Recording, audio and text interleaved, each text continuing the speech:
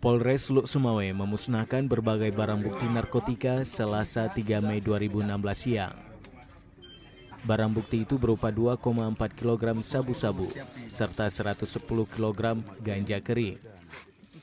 Pemusnahan barang bukti dilakukan menyusul adanya persetujuan dari pihak Pengadilan Negeri Luk Sumawe dan Kejaksaan Negeri Luk Sumawe. Hadir dalam proses pemusnahan Wali Kota Luk Sumawe Suaidi Yahya serta sejumlah unsur pejabat lainnya.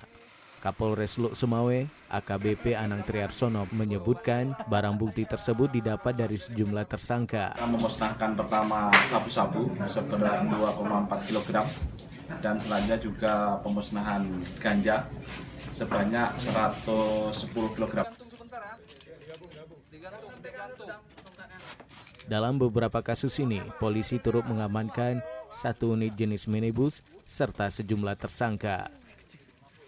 Dari Luk Sumawe, Saiful Bahri, Serambi On TV.